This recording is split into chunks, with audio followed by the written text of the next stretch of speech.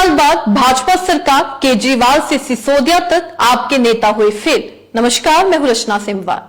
दिल्ली में 27 साल बाद बीजेपी का कमल खिलने जा रहा है। वहीं आम आदमी पार्टी को बड़ा झटका लगा है। बीजेपी ने दिल्ली में आम आदमी पार्टी के 26 में से 12 किले ढा दिए। पार्टी के कई बड़े नेता अरविंद केजरीवाल, सत्येंद्र जैन, मनीष सिसोदिया, सौरभ भारद्वाज, सोमनाथ भारती और अवध ओझा चुनाव हार गए। नई दिल्ली विधानसभा सीट से खुद अरविंद केजरीवाल चुनाव हार गए हैं। केजरीवाल का चुनाव हारना अपने आप में बहुत बड़ा राजनीतिक घटनाक्रम है। बता दें, दिल्ली विधानसभा चुनाव के रुझानों में बीजेपी दिल्ली में स्पष्ट बहुमत हासिल करती हुई नजर आ रही है। बीजेपी का 27 साल का वनवास खत्म हो रहा है और बहुमत के साथ सत्ता में वापसी करने जा रही है। आम आदमी पार्टी के दिग्गजों की हार अपने आप में कई सवालिया निशान खड़े कर रही है। ऐसे में आइए समझते हैं बीजेपी दिल्ली में 27 साल बाद कैसे कमल खिलाने में कामयाब हो पाई। सबसे पहला कारण था यमुना पर राजनीति। इस बार चुनाव का हॉट टॉपिक रही यमुना नदी की गंदगी। ये यमुना का दुर्भाग्य ही है कि जिसने हजारों साल से दिल्ली को आबाद रखने में सबसे अहम भूमिका निभाई, वही यमुना अब बर्बाद हो चुकी है। बीजेपी ने इस मुद्दे को बड़े जोरों शोरों से उठाया। दिल्ली के राजेंद्र नगर के डीडीए फ्लैट में अरविंद केजरीवाल पिछले साल दिसंबर में गए थे। वहां उन्होंने एक टैप को खोलकर पानी पिया था और इससे उन्होंने यह दिखाने की कोशिश की कि दिल्ली जल बोर्ड अच्छे पानी की सप्लाई करता है। लेकिन इसके बाद बीजेपी ने पलटवार किया। बीजेपी नेताओं ने जगह जगह आ रहे गंदे पानी को दिखाना शुरू कर दिया। बीजेपी इसे चुनावी मुद्दा बनाने में सफल रही।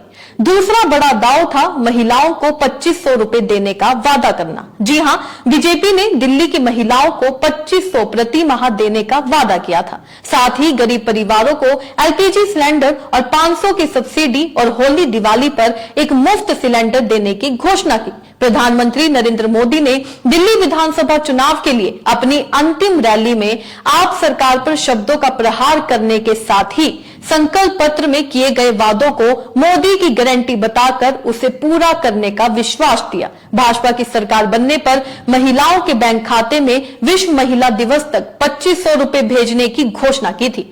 जनता ने बीजेपी की इन घोषणाओं को आम आदमी पार्टी की घोषणाओं से ज्यादा तवज्जो दी है। तीसरा कारण रहा बीजेपी का आक्रामक चुनाव प्रचार। दिल्ली विधानसभा चुनाव में भारतीय जनता पार्टी के प्रचार का सबसे बड़ा चेहरा खुद प्रधानमंत्री नरेंद्र मोदी रहे। पीएम मोदी ने दिल्ली विधानसभा चुनाव का बिगुल तो काफी पहले फूंक दिया था, लेकिन अंतिम समय में उन्होंने दिल्ली के कुछ और जिलों को कवर करने की कोशिश भी की। इस चुनाव में बीजेपी ने आम आदमी पार्टी के दिग्गज नेताओं को सांस लेने का मौका भी नहीं दिया और अपने कई दिग्गज नेता उनके खिलाफ उतारे। बीजेपी ने पूर्व सीएम अरविंद केजरीवाल के खिलाफ परवेश वर्मा को उतारा। सीएम आतिशी के खिलाफ रमेश बिधूड़ी को टिकट दिया। बीजेपी ने नेताओं की लोकप्रियता और राजनीतिक अनुभव का इस्तेमाल आम आदमी पार्टी के खिलाफ किया। चौथा और सबसे बड़ा कारण रहा मिडिल क्लास को प्रभावित करना। जी हां, केंद्र सरकार ने पिछले साल दिसंबर में 8वें वेतन आयोग के गठन का ऐलान किया था। आयोग की सिफारिशें लागू होने के बाद केंद्र सरकार के कर्मचारियों की सैलरी में बहुत बड़ा इजाफा होने की उम्मीद है। वित्त मंत्री निर्मला सीतारमण ने 1 फरवरी को पेश बजट में 12 लाख रुपए तक की इनकम को टैक्स फ्री करने का ऐलान किया। इसके अलावा उन्होंने मिडिल क्लास लोगों के लिए कई सुधारों की घोषणा की। राजनीतिक स्पेशलिस्ट का कहना है कि सरकार की इन घोषणाओं ने मिडिल क्लास में बीजेपी के प्रति धारणा को बदलने का काम किया। बता दें, दिल्ली में मिडिल क्लास और सरकारी कर्मचारियों का एक बड़ा वोट बैंक है। पांचवा कारण रहा बिना सीएम के चेहरे की फाइट करना। जी हां, चुनावी गुटबाजी, जातीय गोलबंदी, क्षेत्रीय पहचान से पैदा होने वाली दिक्कतों को देखते हुए बीजेपी पिछले कुछ चुनावों में मुख्यमंत्री पद के उम्मीदवार की घोषणा नहीं करती आ रही है। दिल्ली विधानसभा चुनाव में भी बीजेपी ने ऐसा ही किया। इसका नतीजा ये हुआ कि दिल्ली के बीजेपी के वोटर और समर्थक पूर्वांचली, पहाड़ी, पंजाबी में नहीं बटे। उन्होंने एक होकर बीजेपी को वोट किया। बीजेपी इस फॉर्मूले पर हरियाणा, छत्तीसगढ़, राजस्थान, मध्य प्रदेश, महाराष्ट्र में चुनाव जीत चुकी है। बता दें, दिल्ली में भाजपा मुख्यालय पर जश्न जारी है। प्रधानमंत्री नरेंद्र मोदी शाम 7 बजे पार्टी हेडक्वार्टर पहुंचेंगे और कार्यकर्ताओं के बीच स्पीच देंगे। इस बीच केजरीवाल का संदेश भी आया है। जी हां, केजरीवाल का बयान सामने आया है। उन्होंने कहा, भाजपा को जीत की बधाई देता हूं, लोगों ने उन्हें बहुमत दिया, उम्मीद करता हूं जनता की उम्मीदों पर वे खड़े उतरेंगे।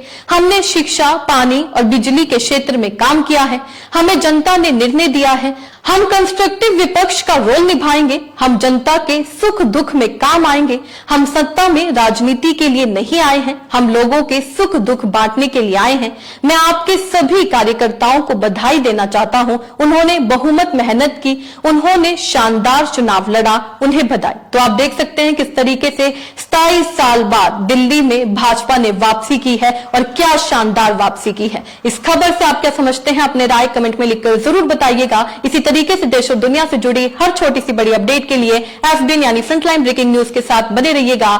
धन्यवाद।